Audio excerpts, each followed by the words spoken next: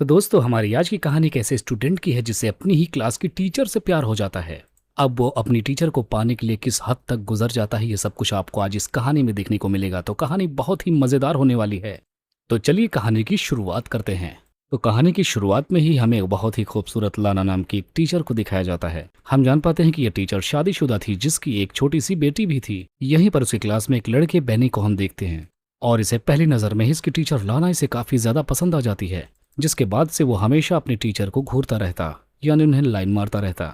अब उसकी इस हरकत को बार बार देखने पर लाना भी उसे देखने पर मजबूर हो जाती है और उसका अट्रैक्शन उसके लिए बढ़ता चला जाता है। अब धीरे धीरे हम देखते हैं कि बेनी लाना पर इतना ज्यादा लट्टू हो जाता है कि लाना भी खुद से कंट्रोल खोने लगती है। लेकिन लाना को समझ में आ गया था वो ज्यादा दिन तक उससे नहीं बच सकती, इसलिए वो उससे बचने के लिए जितना हो सकता था उतना दूर जाने की कोशिश करती है। अब लाना एक दिन जब अपनी बेटी को स्कूल से अपने घर लेकर जा रही होती, तभी उसे रास्ते में उस लड़के को देखती है जो अपने कुत्ते को लेकर घर जा रहा था। यहाँ पर हम देखते हैं कि लाना भी अपनी कार को स्टार्ट करके थोड़ी देर तक उसे देखती रहती है, फिर जाती है। इससे हमें पता चलता है कि वो भी उसे चाहती है। अगली सुबह हम देखते हैं लाना अपने क्लास में होती है, जहाँ पर कुछ लड़कियां फोन में कुछ देखकर हंस रही होती हैं, जिसके चलते लाना उनके फोन को छीन कर अपने पास रख लेती है, जिसके चलते वो लड़कियां लाना को बुरा भला बोलने लगती हैं। लेकिन तभी छुट्टी के टाइम दिखाया जाता है कि बेनी अब उन लड़कियों को परेशान कर रहा था जो उसकी टीचर को उल्टा सीधा बोल रही थी। ये देखकर अब लाना और भी ज्यादा बेनी की तरफ अट्रैक्ट होने लगती है। अब अगले दिन हम देखते हैं लाना बेनी को अकेले में बुलाती है उससे कुछ बातें करने के लिए। लाना उसे सीट पर बैठने को बोलती है, जिसके बाद कहती है कि मैं तुम्हारी मदद करना चाहती हूँ क्योंकि तुम बहुत अच्छे लड़के हो, लेकिन तुम्हें उस लड़की के साथ वैसा व्यवहार नहीं करना चाहिए था, भले ही उसने कुछ भी मेरे साथ किया हो। जिसके बाद अब लाना से रहा नहीं जाता, वो और भी ज्यादा बेनी के करीब आती है और उसके पैंट पर अपना हाथ रख देती है। उसकी यह हरकत देखकर बेनी बस मुस्कुराता रहता है, उसे देखता रहता है। इसी दौरान लाना को भी शर्म आने लगती है, जिसके बाद वो अपना हाथ उसके पैर से हटा लेती है।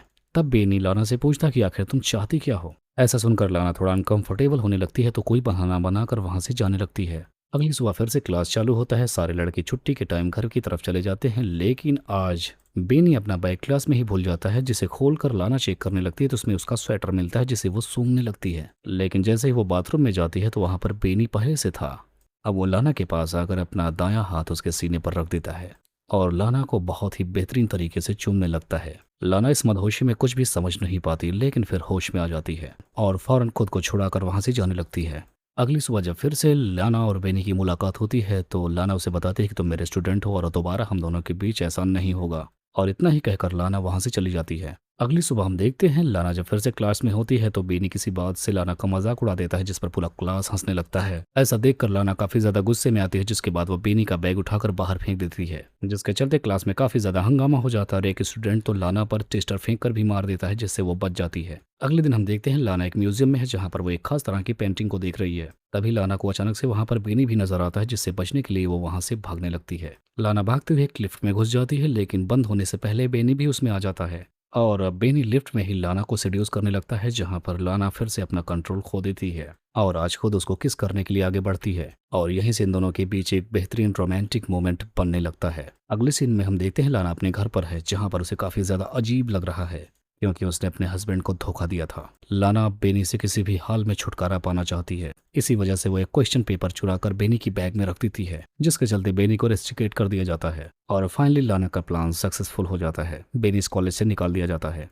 अब अगले सीन में हम देखते हैं लाना एक दिन अपनी बेटी को शॉपिंग कराने के लिए किसी मॉल में ले गई थी, लेकिन तभी अचानक से उसकी बेटी गायब हो जाती है। सीसीटीवी चेक करने में उसे पता चलता है कि उसकी बेटी के पीछे बेनी जा रहा था, लेकिन तब तक वहां के स्टाफ को लाना की बेटी मिल जाती है। वो वहीं पर खेल रही थी। सब मिलाकर लाना को यह डर सताने लगा था कि अब बेनी भी उससे बदला लेगा। अब लाना खुद बेनी का पीछा करने लगती है। जब वो अपनी बाइक से कहीं निकलता है तो लाना भी अपनी कार लेकर उसके पीछे जाती है और सुनसान जगह देखकर उसे जोर का टक्कर मारती है, जिसके बाद वो सेफली अपने घर पहुंच जाती है। बेनी का क्या हुआ ये तो नहीं दिखाया जाता, लेकिन लाना अपनी जिंदगी में बिल्कुल खुश थी और बस इसी को दिखाते हुए इस कहानी का यहीं पर एंड हो जाता है।